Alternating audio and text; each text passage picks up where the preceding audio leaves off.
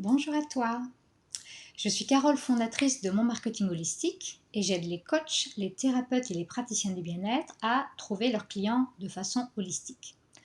Dans cette vidéo, je vais répondre à une question que tu te poses peut-être qui est de savoir si tu dois tout miser sur les réseaux sociaux ou si tu as encore besoin en 2020 d'un site internet pour complémenter une présence sur les réseaux sociaux. Et en fin de vidéo, je te donnerai également les conseils que je donne à mes propres clientes qui sont toutes des professionnels du bien-être. Alors, la première raison pour laquelle tu dois faire attention si tu as prévu, comme certaines thérapeutes qui sont souvent encore à l'école et qui sont en train de développer une communauté, par exemple sur Instagram notamment, c'est qu'il y a des choses à prendre en compte si c'est la stratégie que tu as décidé d'avoir, tu as décidé de ne pas avoir en conscience de site internet. Garde à l'esprit certains points que je vais exposer dans cette vidéo. Le premier, c'est que sur un réseau social, tu n'es pas chez toi. Pour faire une analogie, c'est un peu comme si tu es locataire, mais tu n'es pas propriétaire. Alors, comment ça se manifeste? Ça se manifeste de plusieurs façons. La première, c'est que tu vas être tributaire de l'algorithme du réseau social sur lequel tu te trouves. Donc, par exemple, que ce soit Facebook, que ce soit Instagram, que ce soit Pinterest, enfin, tous les réseaux sociaux ont maintenant des algorithmes.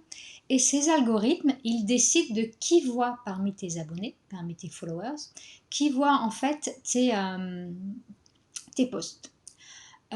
Et la portée organique, c'est-à-dire le nombre de personnes qui voient naturellement, c'est-à-dire sans que tu fasses achat de publicité. Bonjour Nargis. Le nombre de personnes qui voient tes posts, en fait, va directement être dicté par cet algorithme.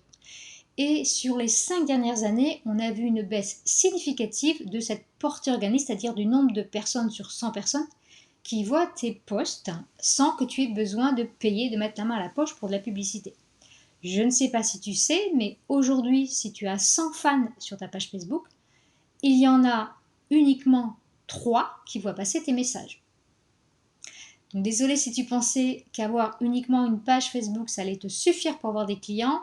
Peut-être que tu commences à relativiser le fait d'avoir une portée naturelle, c'est-à-dire sans faire d'achat de publicité, ça ne va pas suffire pour être visible sur Internet.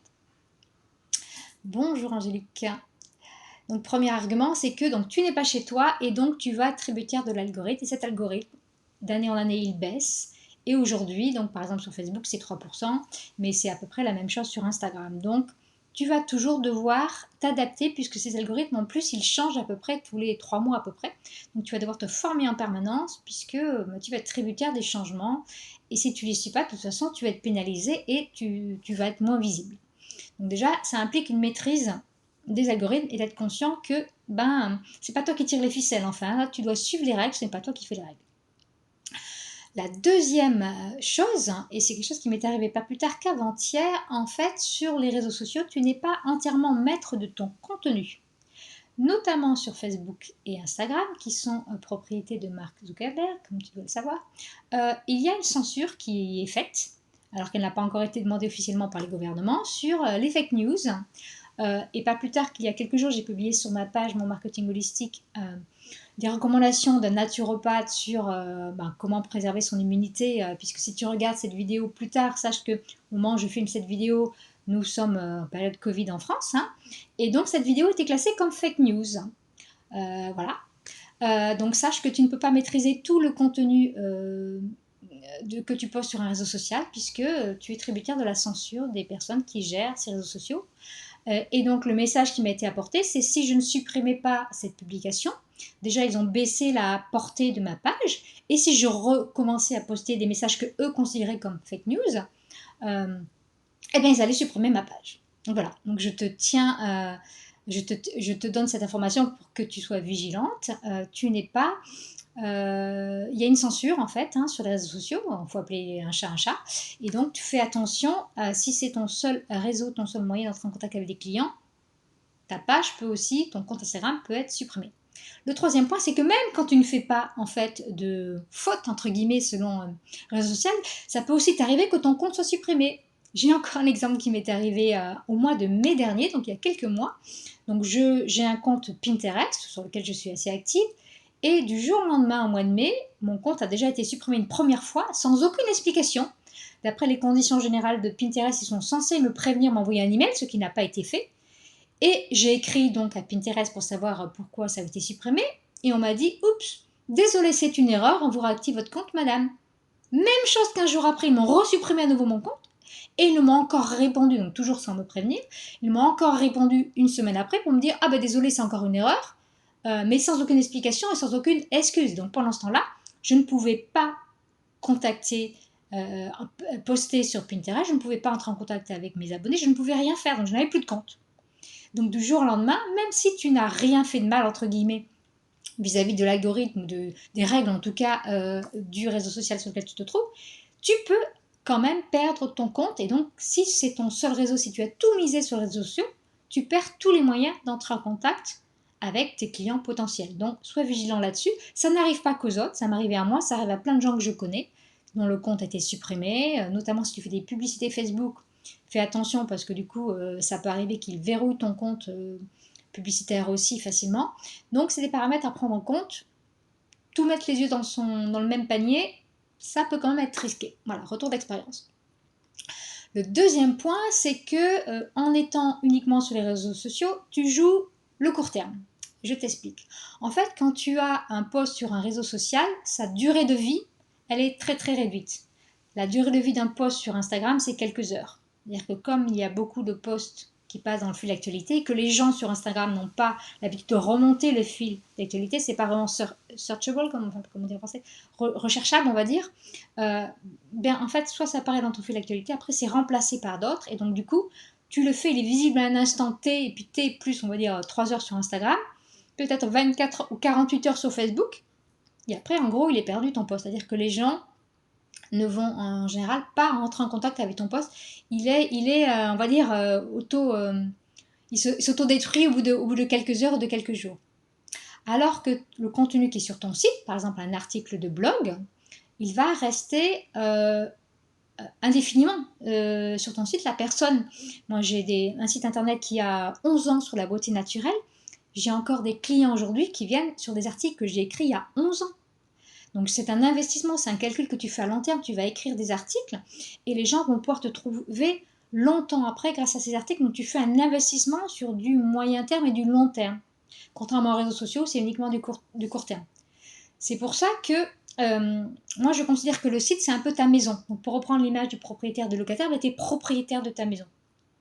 Sur le site, sur ton site internet, tu fais un peu ce que tu veux. Donc bien sûr, il y a les règles de Google par rapport au référencement, ça c'est un autre sujet. Mais par contre, tu fais ce que tu veux en matière de présentation, tu fais ce que tu veux en matière de couleur, de ce que tu veux, et tu mets le contenu que tu le souhaites. Et puis, tu vas surtout pouvoir écrire quand tu veux à tes abonnés, et tu restes propriétaire en fait de tes abonnés par mail. Alors que sur Facebook, si tu veux envoyer un message à tes abonnés, tu n'es pas sûr qu'ils le reçoivent tous. Déjà, tu n'as pas les adresses de tes contacts Facebook ou de tes contacts Instagram, tu n'es pas propriétaire des adresses. Alors que si tu as des listes email, c'est toi qui les gères. Et c'est toi qui décides de quand tu vas leur écrire, qui va aller voir le message, et tu peux sélectionner de l'envoyer à certaines personnes et pas à toutes. Donc tu vois, il y a vraiment une grosse distinction au niveau des actions que tu peux faire sur ton site et que tu peux faire sur les réseaux sociaux. Donc le conseil que je donne à mes clientes, c'est d'avoir les deux. Parce que les deux sont en fait complémentaires. Tu as une stratégie de plus court terme qui va te permettre de construire une communauté, de faire passer des messages, de donner un ton, comme tu es en vidéo aussi, si tu es en vidéo, d'avoir l'impression que la personne te connaît, de construire une relation de confiance. Et à la stratégie aussi de long terme où tu vas utiliser les réseaux sociaux pour faire revenir les gens sur ton site internet. Et c'est là en fait où tu vas pouvoir les transformer en clients, où tu vas pouvoir leur proposer des choses qui leur donnent envie, tu vas pouvoir répondre à leurs problématiques. Mais l'un pour moi ne va pas sans l'autre même en 2020. Et d'autant plus avec les événements qu'on a eus avec le Covid, je t'encourage vraiment à avoir une présence en ligne pour que les gens puissent te trouver autrement que par les réseaux sociaux. Et puis d'ailleurs, tout le monde n'est pas sur un réseau social. Il y a des gens qui n'y sont pas et qui donc vont chercher. C'est quand même la moitié des recherches de thérapeutes qui sont dans Google aujourd'hui. Donc si tu n'as pas de site internet, tu te prives de la moitié des gens qui font ces recherches sur un moteur de recherche, c'est-à-dire Google aujourd'hui.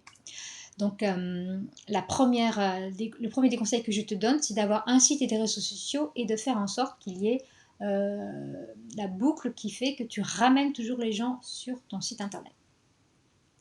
Donc voilà, si tu souhaites aller plus loin, je vais mettre en commentaire de cette vidéo le lien vers la page d'inscription de mon prochain challenge qui sera 5 jours pour créer ton site internet de professionnel du bien-être. Donc je te mets le lien en commentaire sous la vidéo. Et si tu as besoin d'aide pour soit construire ton site internet de professionnel du bien-être sous Squarespace, soit d'un audit de ton site s'il a été construit, quelle que soit la plateforme, que ce soit sous Wix, sous WordPress ou sur Squarespace, je peux également réaliser un audit de ton site pour te donner mon point de vue de thérapeute et de web designer. Et je peux aussi t'aider si tu as déjà construit ton site sous Squarespace mais tu as besoin de plus de visibilité, à te proposer un audit au niveau du référencement spécifique à ton site Squarespace pour ton site de professionnel du bien-être. Donc dans ces cas-là, n'hésite pas à réserver un mini-audit gratuit avec moi pour qu'on en discute. Je mets également le lien en commentaire de cette vidéo. Voilà, je te souhaite une très bonne journée et puis je te dis à la semaine prochaine.